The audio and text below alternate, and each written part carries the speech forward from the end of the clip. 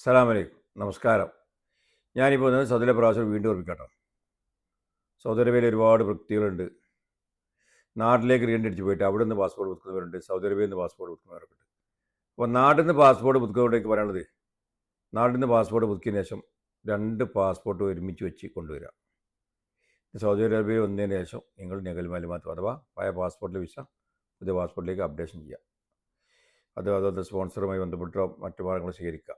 നഖൽ മാലുമാത്തിന് ചില ആളുകൾ നാട്ടിലേക്ക് റീഎൻട്രി പോയിട്ട് പാസ്പോർട്ട് പുതുക്കും.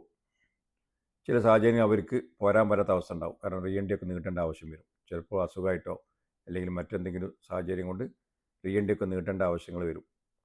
ആ നീട്ടേണ്ട ആവശ്യം വരുന്ന ആളുകളാണെങ്കിൽ നാട്ടിൽ നിന്ന് പാസ്പോർട്ട് പുതുക്കിയാൽ അത് അവിടെ നിന്നുകൊണ്ട് തന്നെ നഖൽ മാലുമാത്ത് ചെയ്യണം.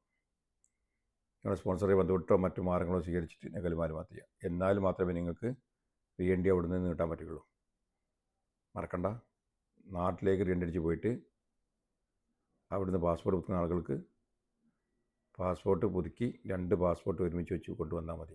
റീഎൻട്രി കഴിഞ്ഞതിന് മുമ്പ് വരുമ്പോൾ ഇവിടെ നിന്നതിന് ശേഷം നഖൽ മാലുമാത്ത് ചെയ്യാം. ഇനി അഥവാ അല്ല നാട്ടിൽ നിന്ന് റീഎൻട്രി നീട്ടുന്ന ആളുകളാണെങ്കിൽ, പാസ്പോർട്ട് പുതുക്കിയ ആളാണെങ്കിൽ അവിടെ നിന്നുകൊണ്ട് തന്നെ ഇവിടെ നിന്ന് നിങ്ങളുടെ സ്പോൺസറോ മറ്റോ ബന്ധപ്പെട്ടിട്ട് നഖൽ മാലുമാത്ത് ചെയ്യണം. എന്നാലേ റീഎൻട്രി നീട്ടാൻ കഴിയുള്ളൂ. മറക്കണ്ട. എന്ത് സംശയം വെക്കാം. അസ്സലാമു അലൈക്കും.